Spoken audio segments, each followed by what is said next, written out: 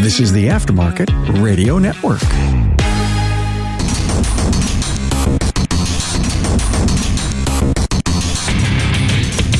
Welcome, everyone, to yet another episode of Diagnosing the Aftermarket A to Z.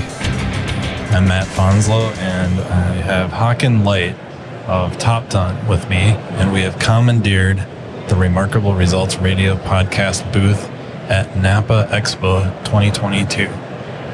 So, if you're wondering why I'm speaking a little low, it's because we're trying to do this behind Carm's back, so he doesn't come and try to take the booth away. So this is very, very black ops. But welcome to the podcast, Haakan. He made the mistake of giving you the code to get in here, I think. I picked it. Oh, leashy, right? Yeah, I leashed it. So, how's the show going so far? Pretty good. We've had some people stop by and say hello, talk about, getting to know Top Ton because we are kind of new to the NAPA world and the NAPA catalog. A lot of their customers don't know who we are yet, but we're getting them acquainted and they're getting familiar, and had a lot of people ask a lot of good questions. Had some technicians and some shop owners with some good technical questions. Good thing I was here because I think they would have had trouble answering them without me in some of the cases. But yeah, it's been good. Had some good talks. Cool. So we've had some conversations in the past about a topic, and I have an idea of how to expand it out just a little bit.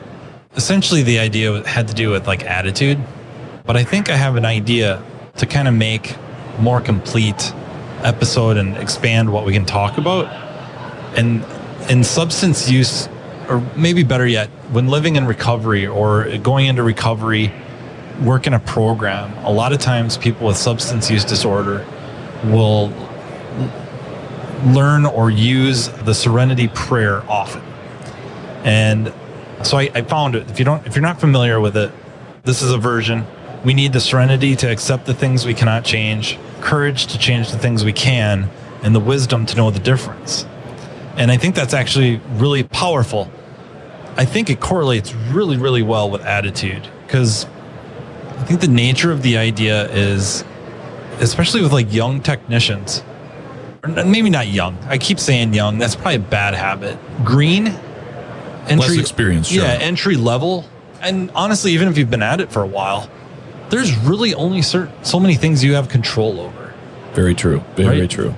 Some of the stuff you can't control probably does not deserve to rent that much space in your brain for free. 100%. Absolutely. And then the focus should be on the stuff that you can control. Obviously, I've let out with it already. Number one would probably be attitude. 100%. Oh, yeah. Yeah, you can control your attitude. And I think it means a ton, because you may only prove so capable, maybe extremely capable, maybe, superstar, maybe not. Not that that's bad, not that. Everybody has different abilities. Yeah, I'm not trying to. There's nothing wrong with that. Right.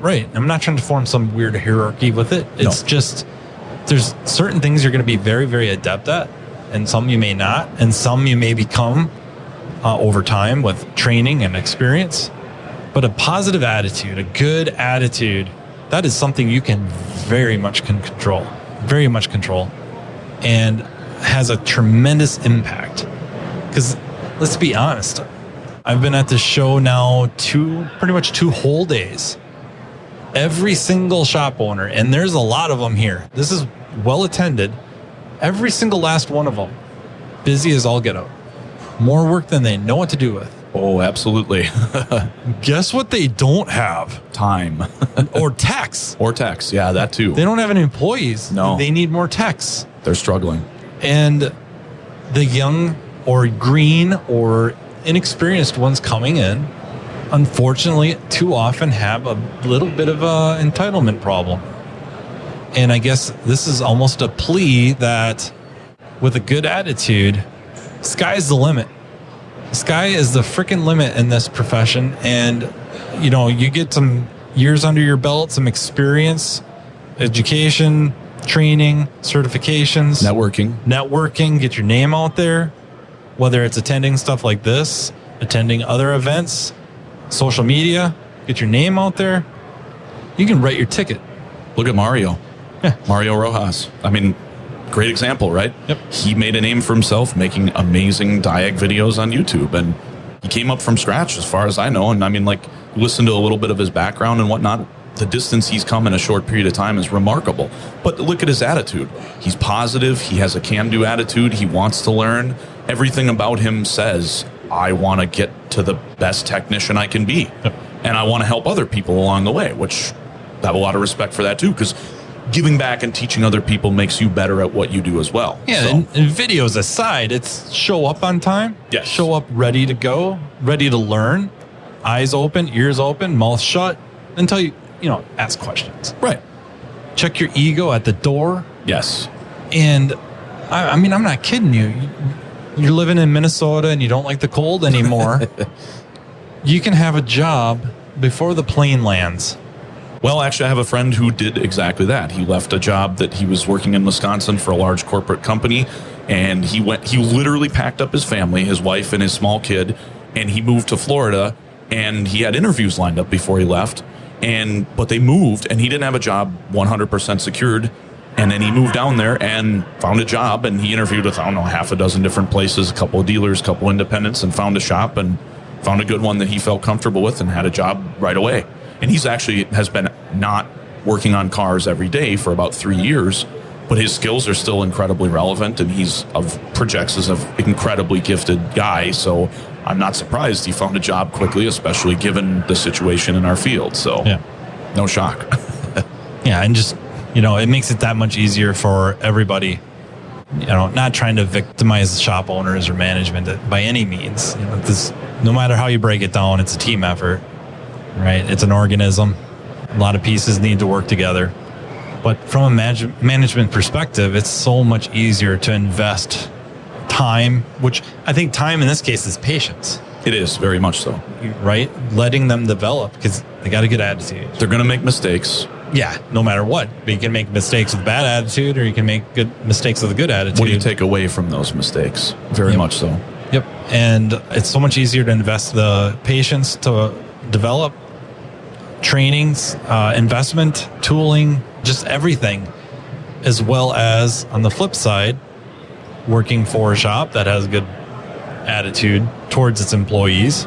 Yes. It's so much easier to show up early. It is. And You don't dread coming to work. It makes a real difference as to whether or not you want to be on time. right. It's a kind of a culture thing, and that's stems very much from attitude. It does. People can make all the difference in any job. That's from my time working at Identifix. That was one of the things I enjoyed the most about working there was the people. So many of the people had a really positive, friendly attitude and very much community oriented and friends and trying to help each other. And, you had a car that you were like really struggling with. You could ask another guy in your team or maybe even another team and they'd have a different perspective and they'd be like, oh yeah, I want to, look at it this way. And, the light bulb would go off sometimes. And just the attitude of trying to help each other out and be positive about stuff. I thought that was a tremendous thing. And I actually went back there twice. So I quit, I went back, I quit, I went back. I worked there 3 different times over a course of 5 total years. And I went back because of the people. That's really what it boiled down to. Yep. And their positive attitude. And contrast to that, in all of the years that I've been in this field, I've worked at a number of shops where the attitude was collectively not very good. And I got to be honest with you, after about 6 months of working there, I got worn out and didn't really want to go to work. And then it got to the point where I even struggled with being on time and whatnot. And it was like retrospectively now, it's real obvious why that was, right? Not happy, not feeling appreciated, not feeling like this was a good place for me. And, it's until you find a place that does appreciate you, it can be real challenging. Yeah, and but the opportunities are abundant right now. So, And it starts to permeate the entire organization, entire building, if you will. contempt becomes the overall tone.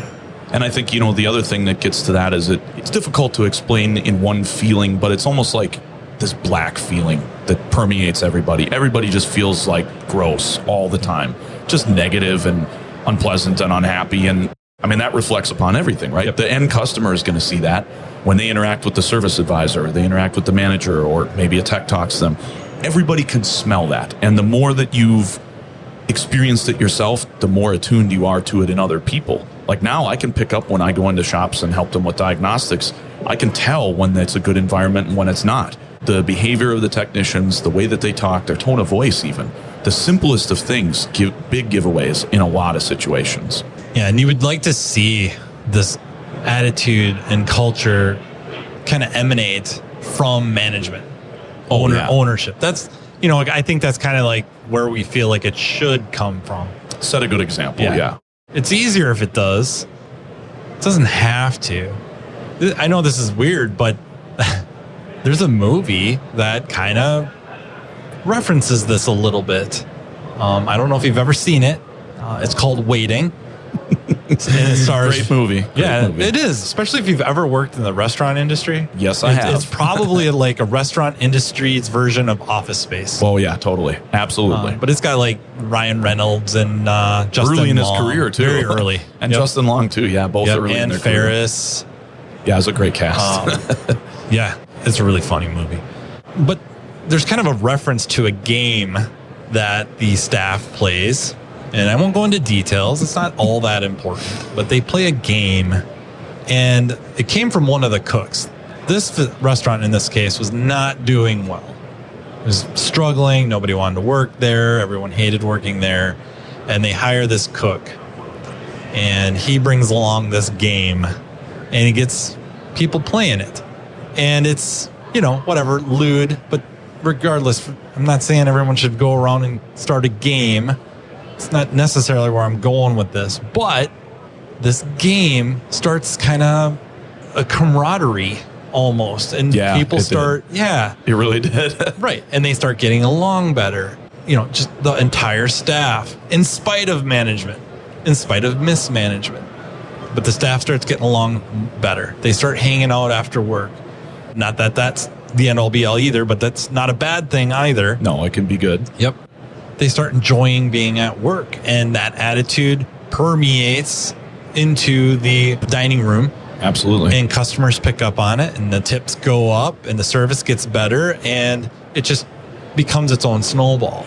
This can happen in any business. So if you're in a shop that the culture isn't so great, and you're not necessarily looking to bail, I think there's some reality to the workers together can create their own shop culture, and it'll catch fire. It'll probably work its way up. I don't think that's the way it should work. It can work. It can work. Well, it can work. I worked at a shop where the culture was not very good, and all the other technicians, I was like essentially the service manager, so I helped with diagnostics, but I also had to do front shop duties. And they kind of developed this thing where they like to give me a hard time. All of the technicians really enjoyed giving me a hard time. They joked around that I would always walk around with ear protection and safety glasses, because I actually do that. And they would rip on me because I always had my scan tool, because I was always diagnosing and helping. And they gave me crap, so they like to rip on me and make fun of me. And I didn't care. I was like, I don't care. You guys can make fun of me. But it became a thing where they all really started to kind of build a team attitude by giving me a hard time and joking around. And it became I was a focal point for team building. And I was like, I don't care. It doesn't bother me. You can make fun of me for stuff that makes sense. Ear protection? Well, I'll hear when I'm 50 years old and you won't. Eye protection? Okay, I get hit in the eye with something. I'm not going to lose my sight.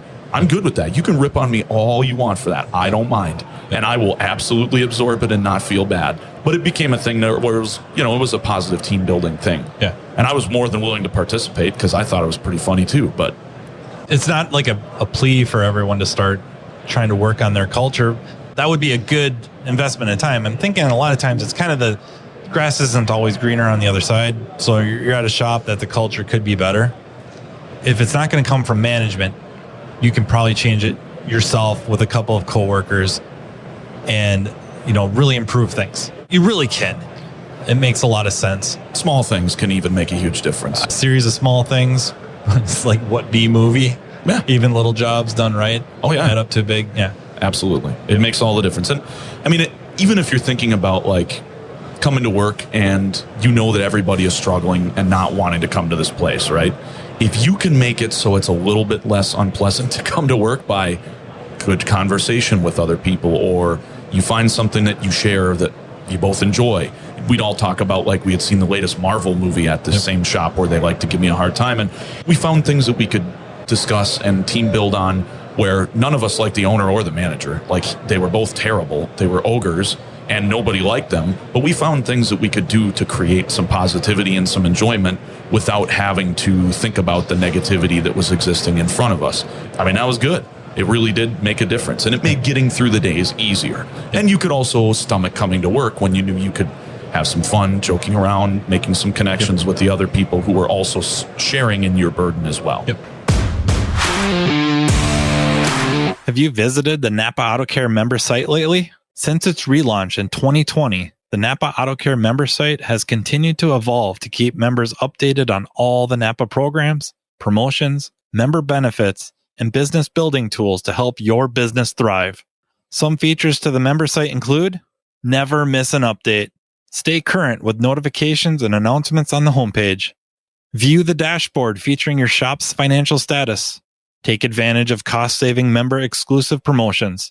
A faster, automated 24/24 peace of mind warranty submission process. Submit re-repair claims directly to the member site and easily check the status there as well. Typically, the claim is settled and the EFT or credit card payment is sent within 48 hours. Turn searches into new customers with the referral tracker. Learn more about how a consumer NAPA online search for your shop can generate new customers at no additional cost to members. Use this popular customer tool to evolve your marketing strategies to get the most business value. Own more than one NAPA Auto Care? Link all facilities to one login and access all facilities as one user. You can also access the shop, NAPA, Helm, or Pro Office website directly. Submit a Pro Image free look for a sneak peek at how you can co-brand your locally known name with the nationally recognized NAPA brand. Submit online ASC certification renewal and test reimbursement. Exclusive access to dozens of industry-leading programs and solutions. If you are a NAPA Auto Care member, visit member.napaautocare.com to access the member portal and take advantage of these many member benefits today. Not a NAPA Auto Care Center? Contact your servicing NAPA Auto Parts store to learn more about how to join the NAPA family. Where I worked, we'd have pranks, pulling pranks on each other. One thing we did, and it's not a big thing, but I don't know, it worked unwittingly. It's not like anybody did this on purpose. But, we had a radio in the shop, one radio for this shop I was working at, and we'd be asking each other, like, hey, who's this? Who sings this? Almost like a challenge. After a while, the game gets pretty lame because everybody knows that, all the music on the radio. They do play the same songs over and over an awful lot. Yeah. So then you got to bring in your MP3 player at the time. And, there was no real streaming at the time. No Pandora. Any streaming technically would have been like Napster or Audio Galaxy. Seems like there's one other in there those are the two heavy hitters, though. You make your own playlist for the day and see how many people you can stump. Have to go into the deep cuts to make them stumble. Good game. But kind of sticking with that, the Serenity Prayer stuff too. Other stuff you can control. And I'm thinking when I started this, the idea is thinking of the novice tech. You're entering in, you're very green yet. Another big thing you can control is how much money you spend. I think that's a big thing that we don't hear enough about. No. We might hear people saying like, well, you're just being stupid with your money. Okay, yeah, let's be a little more specific. Right. The tool trucks. Dangerous. Very dangerous. You can get in a deep grave real quick, and it doesn't seem real until that bill starts to show up. $20 a week doesn't sound like so much. No, it doesn't. 3 different trucks, $20 a week is now $60 a week. Do that math. Yeah, now it's adding up. $240 a month. That ain't a small amount. Yeah, and they're sitting there and they're making a deal for you, maybe a new toolbox. Again, thinking about the greener tech, new toolbox, set of sockets, ratchets, maybe wrenches, maybe not, whatever. They got this put together for you. And normally it would go for whatever amount. But today only. Or if you go on credit, not a truck account, you get approved for some credit, which is probably going to be fairly high interest rate. I would bet over 10%, which is similar to a credit card. Well over 10%. Especially today, right? Oh, man. And next thing you know, they're telling you like, hey, normally this would be like $10,000. But if you go on the credit here, and you can give me like, if you can put a couple $100 down, we'll be having, we'll sell this to you for like $6,000. Which highly inflated prices, and then seeming like you're getting a great deal. Yeah, it seems like it. And maybe you are, but still, you have to pay it. Takes a long time to pay off $6,000 when you're an entry-level guy. Oh, man.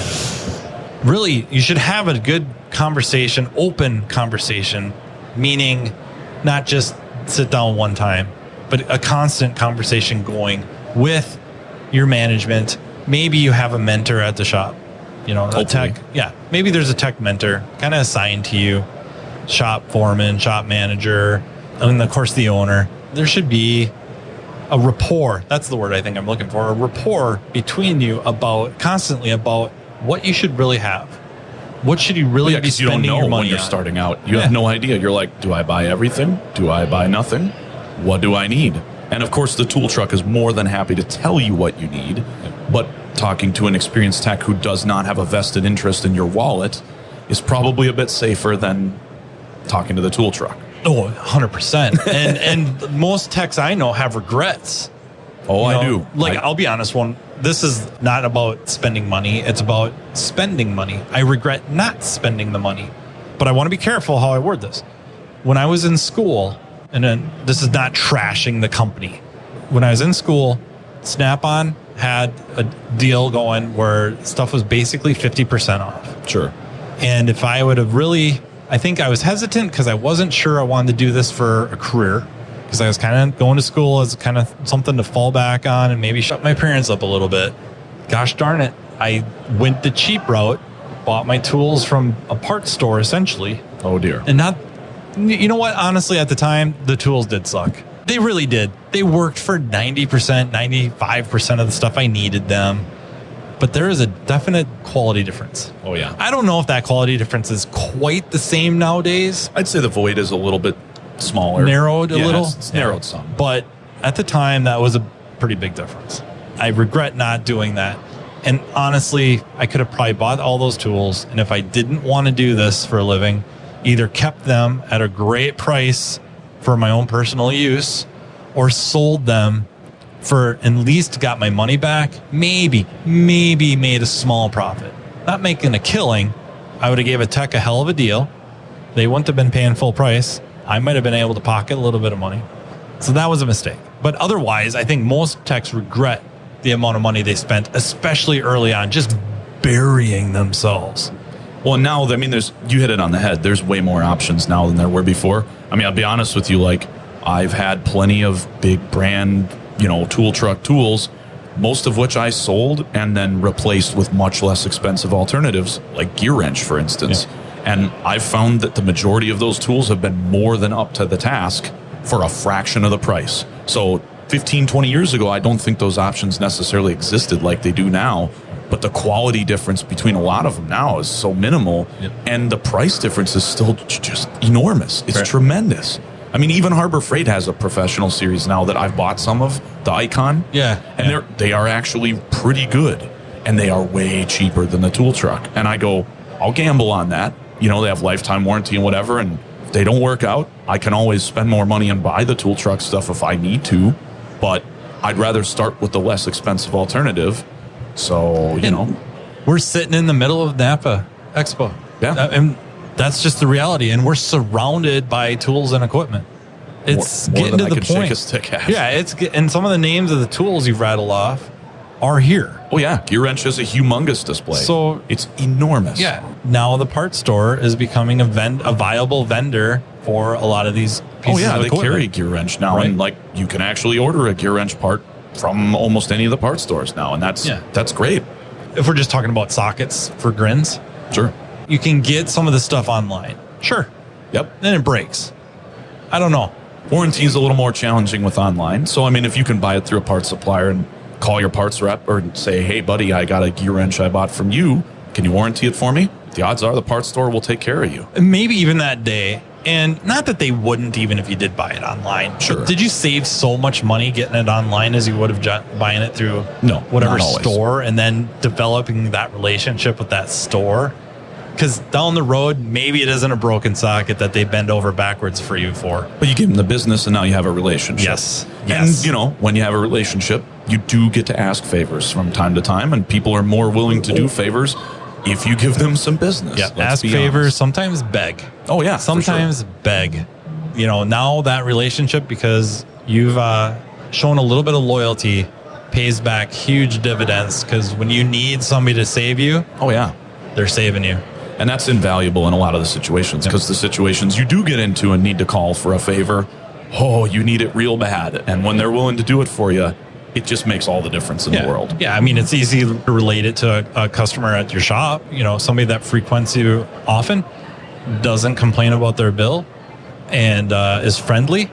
When they need help, it's pretty easy to do it, right? It is, absolutely. It's the 11th hour. They need something. They don't ever ask for anything otherwise. They've been such a great client. Guess what? You're probably volunteering to stay a little later to get them going again.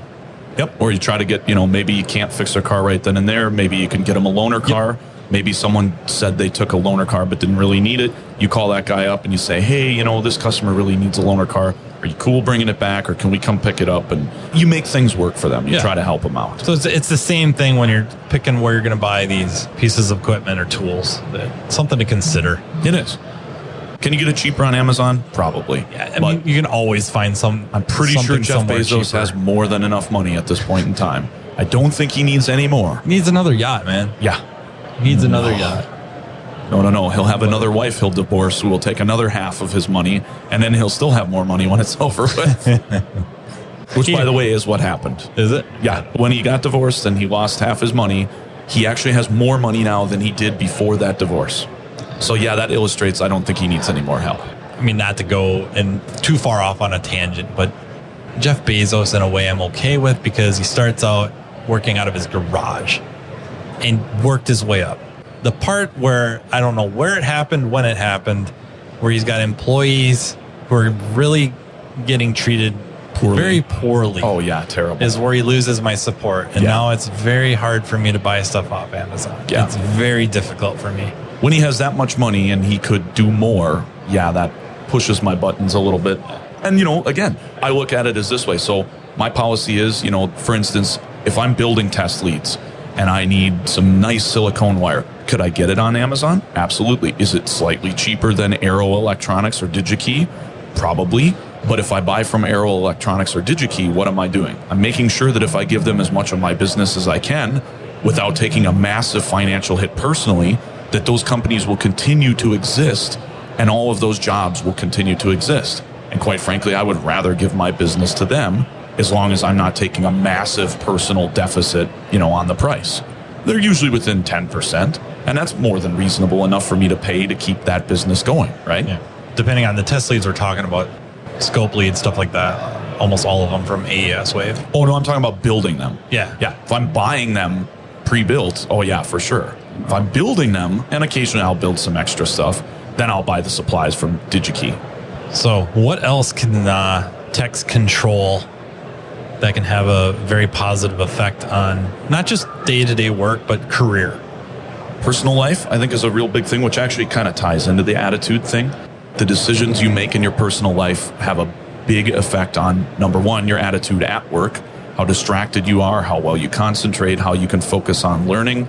If you're totally in chaos outside of work, you're going to be really having a hard time at work focusing and being able to do things. I think that's a lot of people struggle with that in every field, not just our field, but I think that's a huge thing that really makes it challenging. I know certainly from an attitude perspective, the more that I got things more settled and better in my own personal life, the easier it got to be settled at work. The prayer that you talked about, that was something I worked real hard. I had a friend that I worked with at Identifix who really helped me come to understand to not get cranked up about the stuff that I couldn't control. Yep. So from my own personal experience, my entire life, everything and how I interacted with people and how people interacted with me transformed when I got that down. Yeah. When I figured out how to not get jacked up about stuff I had no control over, God, the stress level just went down by 100 times. I mean, so much better. Not having trouble sleeping, thinking about things, or not getting revved up and then being angry after work about things I couldn't control or anything like that. Yep. So much of that, just finding that peace in not getting upset about that. And I mean, I have a lot of people that I'm friends with who, any personal struggles they deal with in life, whether it's work or not work, even like medical stuff, right? Yep. Is there anything you can do to control this and make it better? Okay, do that. If there's nothing you can do, don't stress yourself out. Of course, there are things that are terrible. People who go through experiences like cancer, for instance, it's awful. Many of my family members have gone through that stuff. But putting your mind on it every day and just exerting all of that energy, because your body at the end of the day has only so much mental and physical energy, and at least in my view, and the more you commit to things you can't control, the less you have left to affect change in the things you can. Yep. Which is tough, right? And it's tough to, even if you kind of know it's out of your control. Oh, sure. Even tough. If you know, it is hard.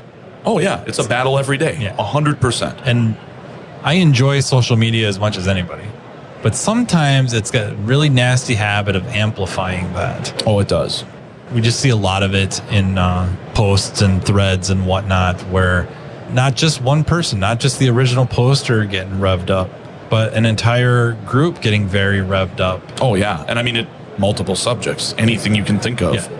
There's always a button that gets pushed. And I mean, I'm not going to lie. There have been times where I've literally wanted to throw my phone because of something on social media. And I'm like, oh, that's not good. Gotta step away from that. That's not healthy, right? Yep. That's not, quote, the real world per se, Yep. And then on the flip side of that, the stuff you can control or have an effect on, do it. And generally, I think try to at least aim for at least slightly on the positive side of things. Yeah. I think it gets talked about more and more now as of late that when there is an issue, don't sit there and hold on to it. You have some control. The control, I guess some of the control is you could hang on to it and not do anything. I mean, that's a conscious decision. Why not go talk about it? Why not ask for a few minutes? Pull somebody aside, ask for a little bit of time and plead your case, explain the situation, and offer a potential solution and be open to their solution, or give them time to process. And really, I think just interest on both sides, or I hate to say sides, but on both positions or whatnot, that both want to find a solution that can benefit everyone. I don't think that happens. I think we just entrench. Yeah, and you get kind of scared. You work up all these different scenarios in your head about how this is going to go sideways. Oh, yeah. It's very easy to do that. See all the doom. Right. Doom and gloom. If I try to talk to them, it's just, they won't do anything anyways. And, they're going to yell at me, or they'll tell me to walk. Really, nowadays, is walking such a threat? I don't want people to be so arrogant about it, but is really being told to walk such a threat anymore? No. I mean, I think it's so standard at this point. It happens an awful lot. People are almost expecting it, But if you're told to find somewhere else to work, you're going to be out of a job for 15 minutes? In this field, yeah. Right now? Maybe less. You might already have multiple offers in your back pocket at any one given time. Yeah. So certainly if you try, you will. It's probably not going to happen. Even if there were no other jobs, the chances of it actually happening is really low. Pretty low, yeah. So I think a conscious decision of something you can control is go to the appropriate person in the business, in the shop, and just have a chat and explain your situation. And it may be just one big misunderstanding. Absolutely. And it might be something that can be remedied immediately. I'd like to say, in those situations where you do have a grievance of any kind, if you're going to bring it up to anybody, whether it's a coworker or a manager or an owner or anything of that nature, I think it's really, really important to, number one, don't do it when you're jacked up. Don't do it when you have any kind of level of emotional intensity or invested in it. Take some time away from the situation and do some thinking, do some calculating, plan and practice your presentation, and check your tone of voice real carefully, choose your words real carefully. So the biggest thing I think that people make the mistake of, and I've done this many times myself over the many years I've been in various jobs, but the way that I've approached a situation, if you come in with a certain attitude or a feel or a emotional tone, people automatically get defensive and they just lock you out. If you present it in the right way and you use the right word choice, you may not still get what you want, or you may not still move them to action, but the statistical odds that they might respond to you positively are certainly a lot higher. Way higher. And, obviously with my degree in communication, this is a calculus that goes through my head. Every time I have an interaction, I try to think about those things. Now, I'm human, so I still have emotions, and I still have times where I don't do that. And then I go after the fact and go, okay, you really could have done a better job with that there. But the more and more you do it, the better you get at it, and the more positive results you reap from it as well. I think that's a big thing a lot of people can contemplate, especially people who are less experienced in the professional community, regardless of what job, whether it's automotive or not. Just getting familiar with, taking some time to step back before you go bring the discussion of any subject, and do it when you're calm and collected, and choose your words carefully. And especially if it's something where there's a grievance with somebody else you work with, the presentation of how you describe that, if you frame it in terms of how it affects the organization and don't make it personal, I think that's another thing that's really important. And I have someone close to me who experienced something like this recently. They had a professional conduct issue with a coworker, and they didn't really know how to address it in the moment. But they took time and they talked with other professionals in their field and kind of figured it out. And at the end of the road, they got to the point where they had a good discussion with other people and had a good plan of how to handle it and address it. And it got addressed in a much more professional way. And it sounds like the results were much more positive, right? Because it didn't sound like a personal attack. It wasn't like someone who had a vendetta. It was, hey, this is a concern I have. This is going to affect our company in this specific way that could be negative for our customers, etc. And it got handled in a much more professional fashion. So tremendous respect for that, but it takes time to get good at doing exactly that. Maybe the final thing that I can think of offhand is time management. Yeah, of course, time management at work. Stay off your phone, try to find something productive to do. Of course. I'm thinking like something you said earlier with your home life or life outside of work, how you spend that time. And of course, avoiding chaos.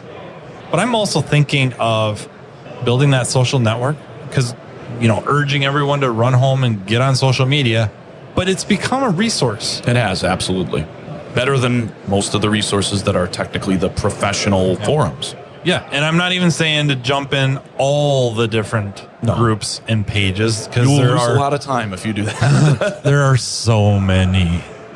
Find a few that work. You can leave them for a while, join another one and try it out. Find a couple of them. Because what you're going to find out is in a lot of these groups, it's most of the same people anyways. Yes, it is. The engagement is all the same people most of the time. So just find a few that are especially aimed maybe at your level and try to be honest with yourself what your level is. Also training, again, talk to your management and see if you can get something set up with training. Online training. NAPA's, I know, has training through an apprentice. They got that program, apprenticeship program. There's others out there. You cannot deny the value of like a subscription to Paul Danner. Oh, for sure. Scanner Danner. Yes, you can learn so much from that. So much. And of course, the certain YouTube channels. Absolutely. Right? Yep. Super Mario Diagnostics has a YouTube channel. It is good. It is, yeah. No, it's great.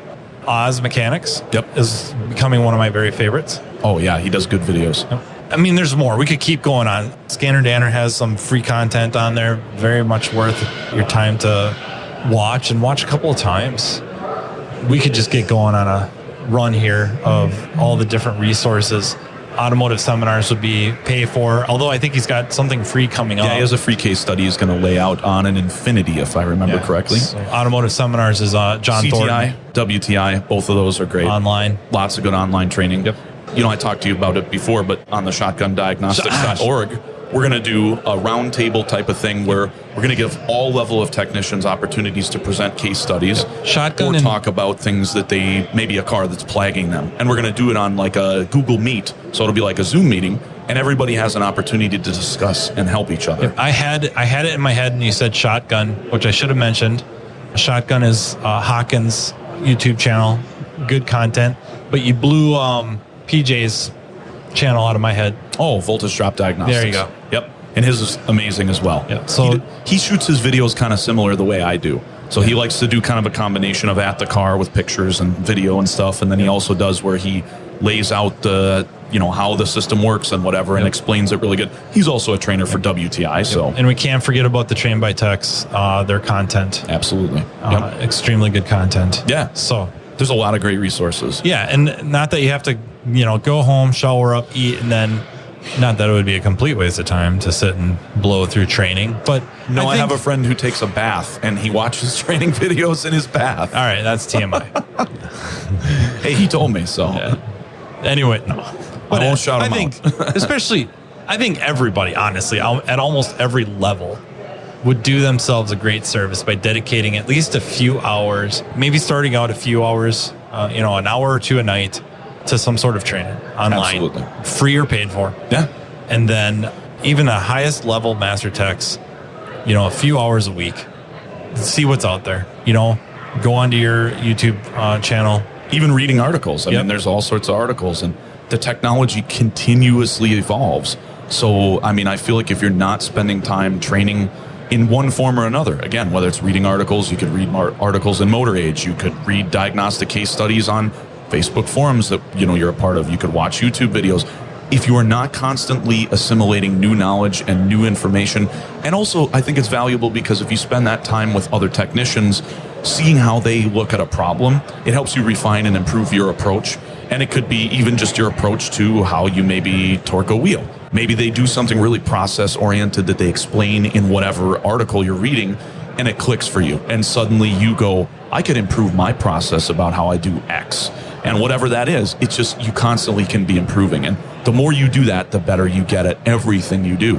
And actually, you can translate that same mindset into your personal life, too. If you say, hey, I can do better at, your personal relationships or your friendships or your wife or whatever it might be, or your kids, anything you do, if you let that attitude permeate into the other stuff, your life will just get better. Now you're just sounding like Jordan Peterson. It's true, though, right? There's a lot of truth to it.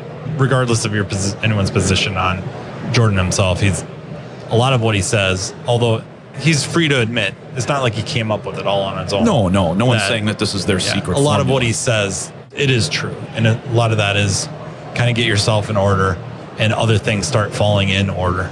Yeah. Wow. Thank you so much for joining me, sir. I appreciate it. So, I do appreciate everyone listening. Thank you so much to NAPA for sponsoring this podcast, putting on this expo. Thank you to the Aftermarket Radio Network. And Haakan again. Always glad. We'll talk to you later. Absolutely. Okay. You've been listening to Matt Fonslow, diagnosing the aftermarket A to Z on the Aftermarket Radio Network. Follow Matt on your favorite listening app. He's very interested in what you have to say. Let him know what you'd like him to cover and come on the show. Matt is all for advancing the aftermarket. Find Matt Fonslow on social media and connect or on aftermarketradionetwork.com.